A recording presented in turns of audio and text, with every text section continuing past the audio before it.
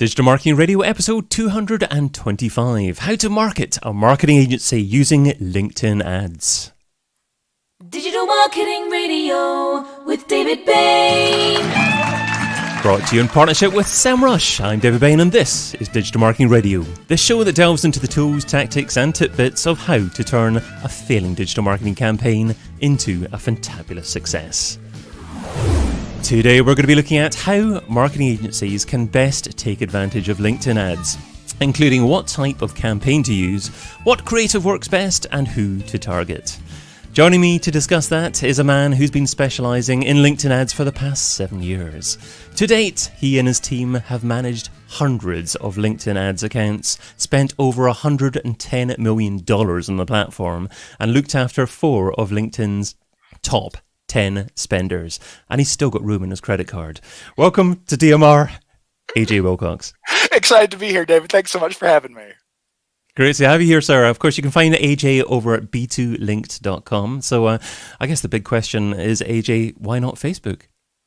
Well, I mean, Facebook is a fantastic platform, and I would never tell anyone that they shouldn't be using it. But when you use Facebook, especially for business to business, and especially for the kinds of clients we use where or we're often dealing with, where they have a high lifetime value, these are high ticket items. With Facebook, we can target, and this might have gone away recently, but we can target by job title, but then you're only hitting the 5% of people who bothered to put their job title on Facebook.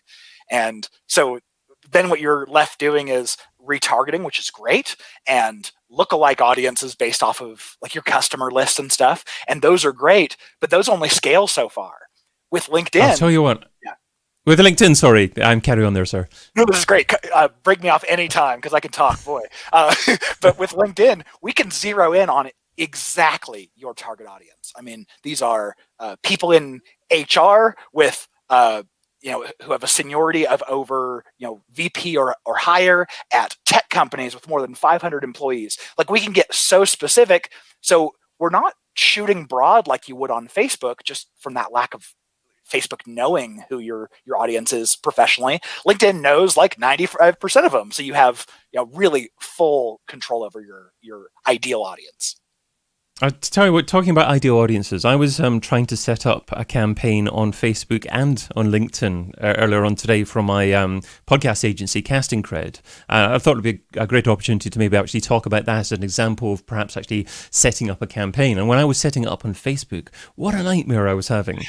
Because I've got a personal ad account, and then I was trying to add a custom audience, and it was telling me, no, you've got to add a custom audience using Business Manager. So add this personal ad account to your Business Manager. Okay. Did that. Went into Business Manager and it said, sorry, you're not allowed to add a custom audience until actually your account's been up and running for a few weeks. Okay, brilliant. Thank you. So I can't do that at all just now. Thanks. Appreciate that. And then I went on LinkedIn and added the custom audience. It was more of a traditional ad platform, I would probably call it, rather than actually Facebook that seems to be blending everything and making things a little bit more complicated. I guess I don't really mind which one I use, it's just which one gets the best results. But obviously I uploaded my custom audience, which was about 2,500 B2B marketers in the UK, and now it's crunching over the data, I guess, to try and match it. So to get started, I noticed that LinkedIn have started breaking down their ad opportunities into awareness, consideration, and conversions. So is it a mistake, for example, to go straight into consideration? Is it best for every campaign to start with awareness on LinkedIn?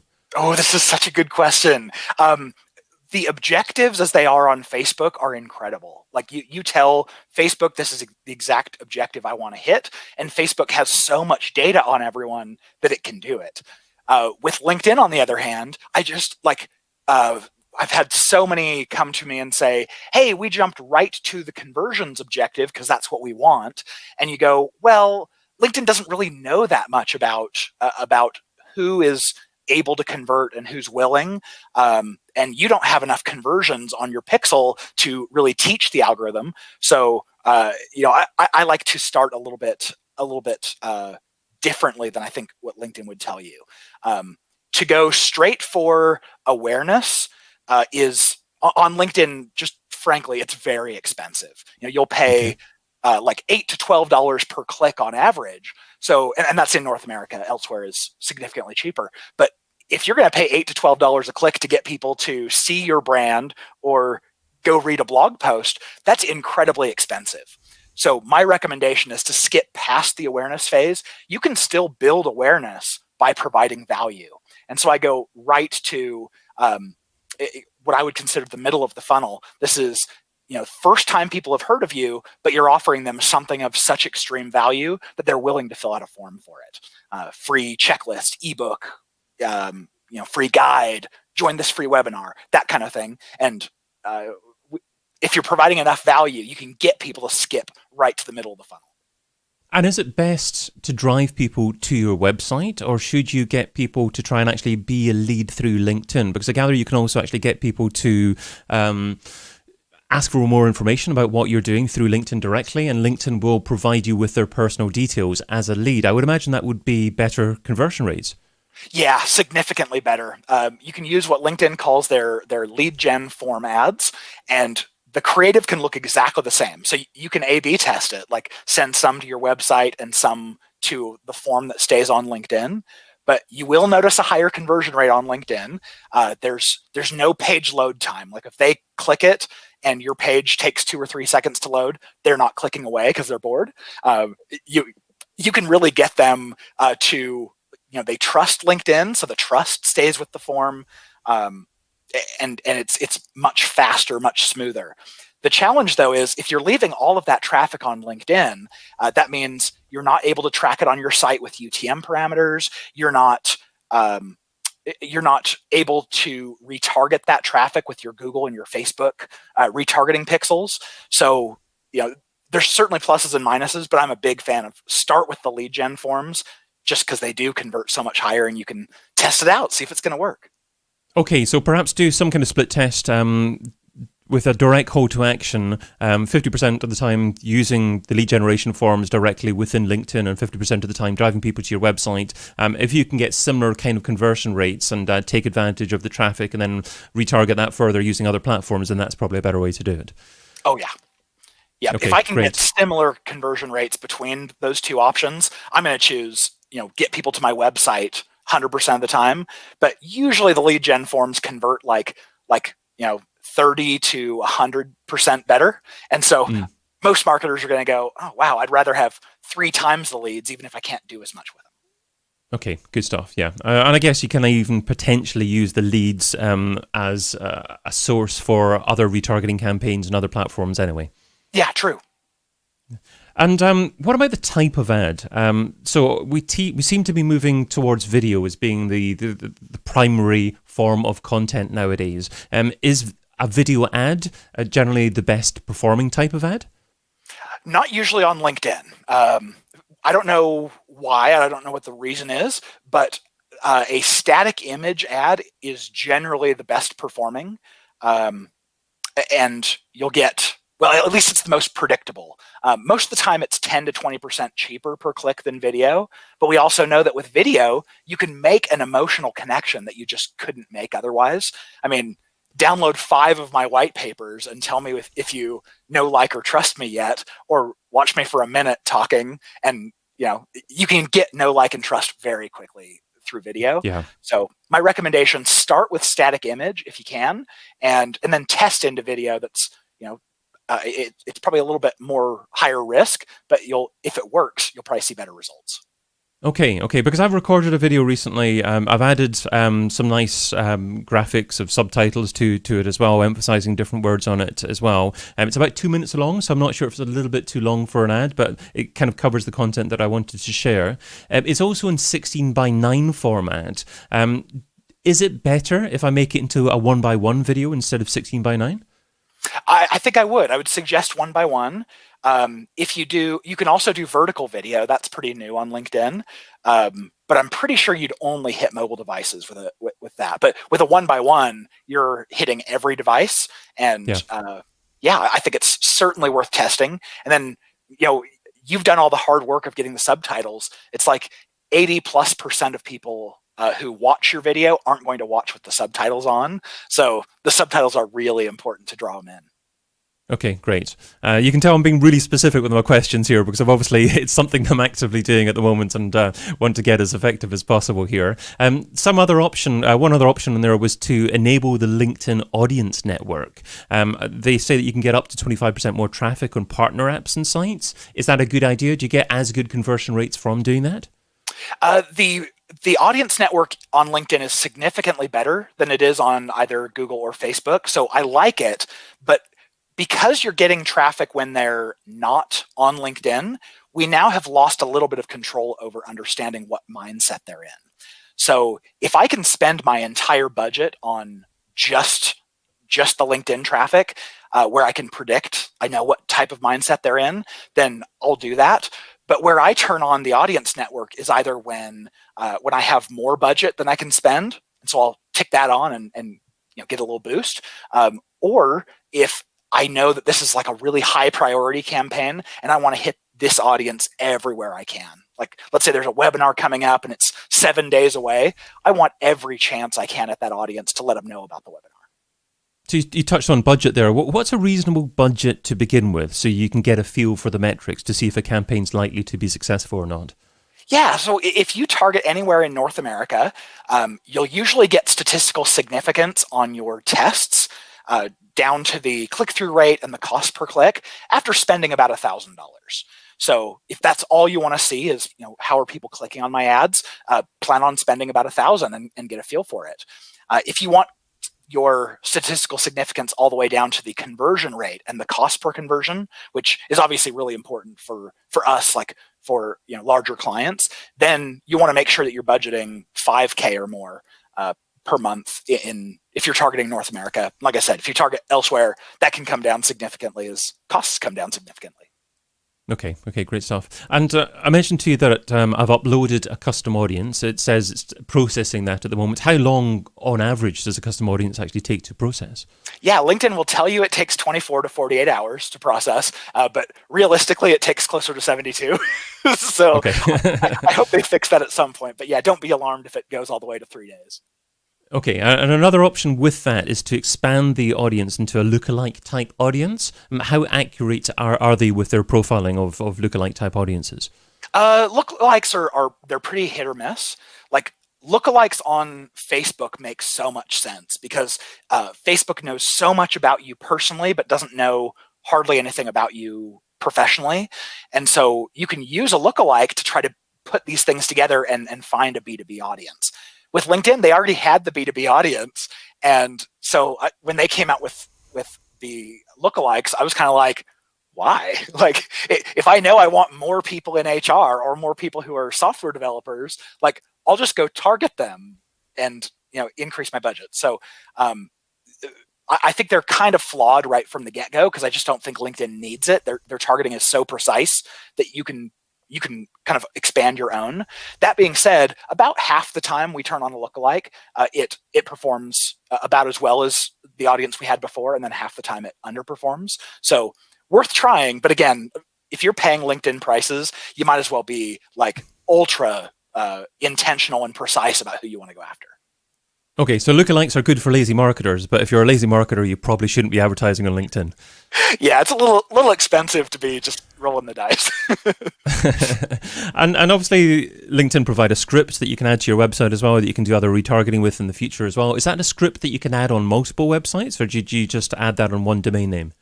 Yeah, you can put the same on all of your landing pages, on your thank you pages, on your website proper. If you have multiple ad accounts, you can tie them all to the same piece of code, so you don't have to have multiples on there. So yeah, I highly recommend get the Insight tag on your website and all your other properties you own.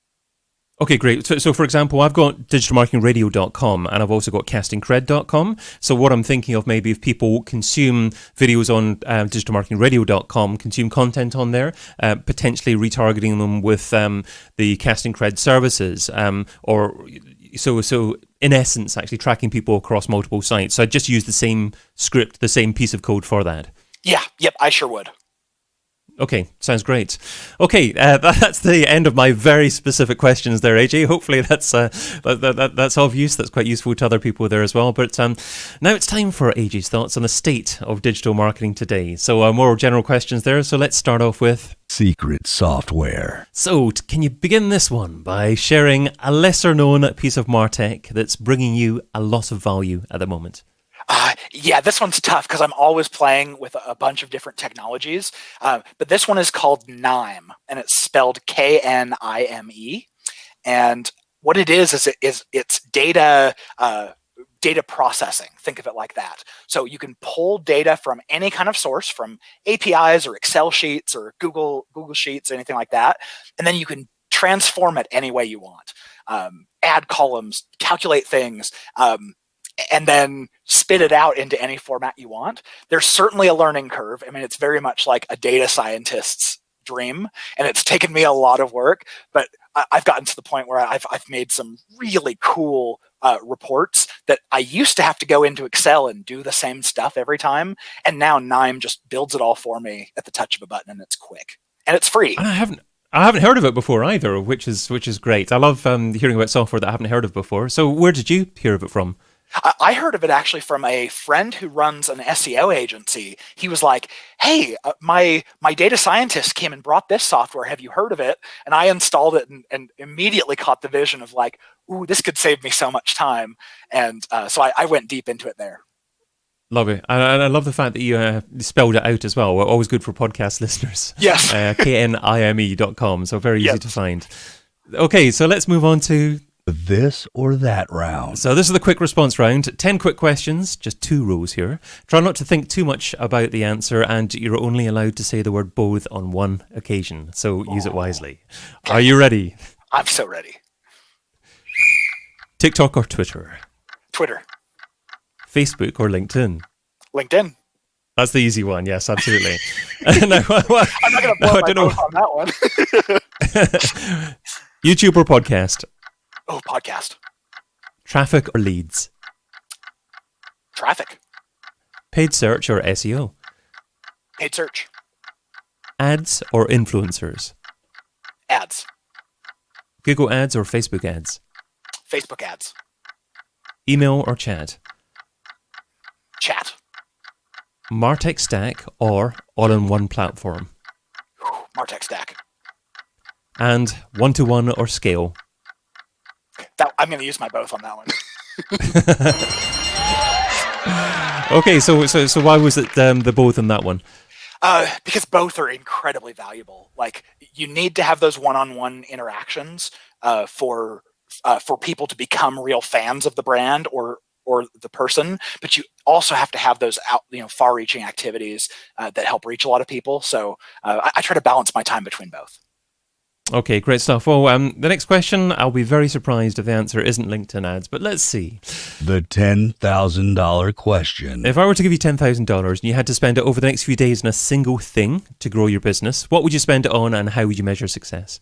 Oh, I think I may disappoint you here, David. What I would use it for is actually video production. I have so many ideas for the kinds of videos, like little tips here and there of how to do things better with LinkedIn ads. And I know, production, it's a lot of work and it's expensive. But then once I have that video, I would go to YouTube ads. This is where I'd spend my own money. Go to YouTube ads and push those out for those keyword searchers. I'd push it out over Facebook, and I'd definitely run an ABM campaign on LinkedIn, targeting the people who already run LinkedIn ads at the Fortune 500 and those kinds of companies.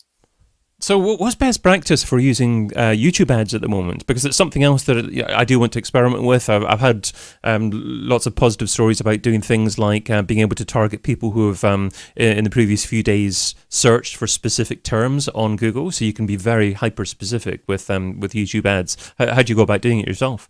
Yeah, I think I would try a little bit of everything. Anytime that someone's searching for something about LinkedIn ads, I would love for my video to just be at the top of their playlist. I would love to target, maybe even if it's LinkedIn themselves, their own videos about LinkedIn ads. I'd love to do the pre-roll there.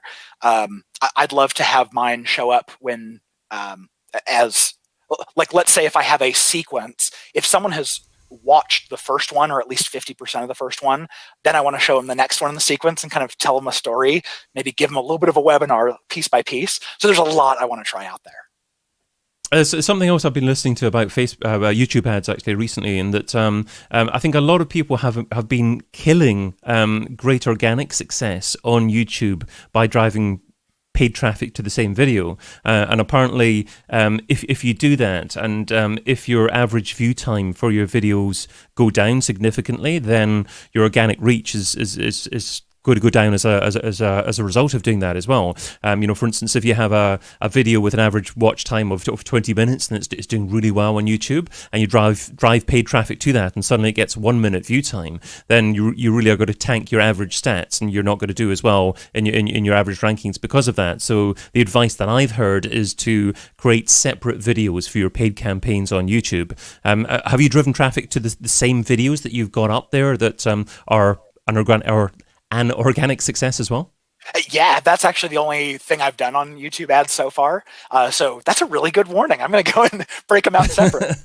Yeah, well, great stuff. Okay, well, I mean, we can all learn off each other. There are so many different facets for digital marketing nowadays. You're such an expert of or LinkedIn, but you can't be an absolute expert in absolutely everything. But I'll tell you what, we've been having a great discussion about what your current digital marketing tactics are. But I'd like to ask for my final question: what you're going to do next? Next on the list. So, what's one marketing activity or tool that you haven't tried yet but you want to test soon? Oh man, that's so hard. I think I want to try LinkedIn Stories. I haven't ever used Stories like on Instagram or Snapchat or anything like that as a consumer. So it'll be a totally new experience. I'm not quite sure what to do for B2B, but I like the idea of little tips and tricks and strategies. Just, hey, I wanted to let you in on this. So I think that's what I'm going to try next, and then also even try promoting them, which is a beta feature that should be coming out for LinkedIn advertisers, I would imagine, in the next few months.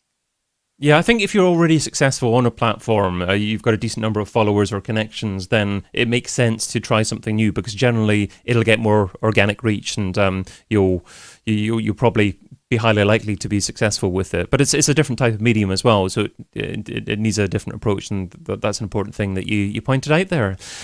So wonderful stuff. You have been listening to AJ Wilcox from B2 Linked, who on today's episode of Digital Marketing Radio shared, for me, a very important tip was actually thinking about the value of what you're doing with your targeting of your LinkedIn campaigns. I love the fact that you said probably don't consider using lookalike audiences. I love the fact that you actually touched on, well, use your custom audience, but then maybe moved on to LinkedIn's exact match targeting after that, because their targeting is so great. So for me, that was the number one tip. You shared a lot of great software, Nime, lots of great tips there.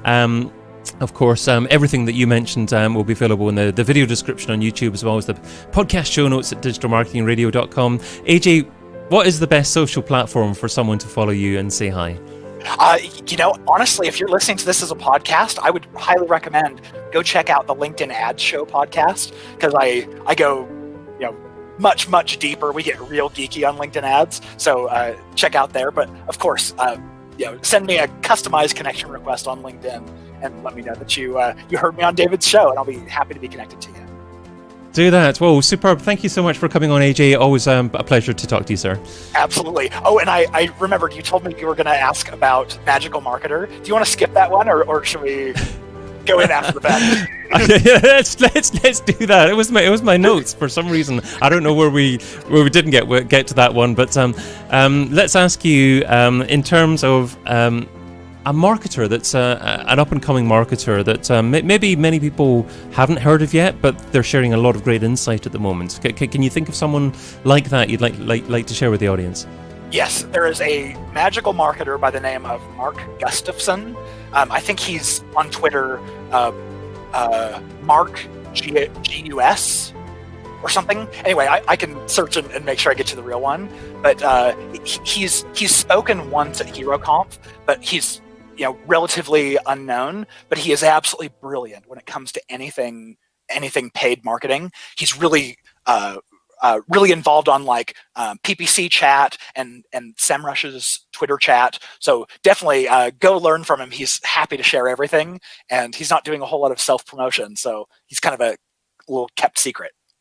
Lovely. Okay, well, I will make sure that I get the right link from you and feature him within the show notes as well in the description on YouTube. As you can probably tell, if you're a listener, wherever you're consuming this podcast, this is the first podcast of this show that I've hosted again for a while. It was actually a show that I hosted for 3 years in a row and hosted over 200 episodes. This is episode 225, actually. But it's a rejigged version of the show, so hopefully you like what you heard, you like the format. Obviously we're going to get slightly more fluid over time. I will thank AJ again for coming on. AJ, it was wonderful to have you on, and really appreciate your insight there. I'll just say that I've been your host, David Bain. You can also find me producing podcasts for B2B brands over at castingcred.com. In the next episode, I'm going to be joined by live streaming expert Ian Anderson-Gray, and we're going to be chatting about whether live streaming is worthwhile for B2B brands. If you want to watch live, subscribe to the Digital Marketing Radio channel on YouTube, and of course, hit the notification bell there as well to get the notification when we go live. And if you're more of an audio-only fan, well, you can find us on Apple Podcasts, Spotify, Amazon Music, all the other good places where you can find podcasts. But until we meet again, stay hungry, stay foolish, and stay subscribed. Aloha. DigitalMarketingRadio.com. DigitalMarketingRadio.com. Digital Marketing Radio. Digital Marketing Radio. DigitalMarketingRadio.com.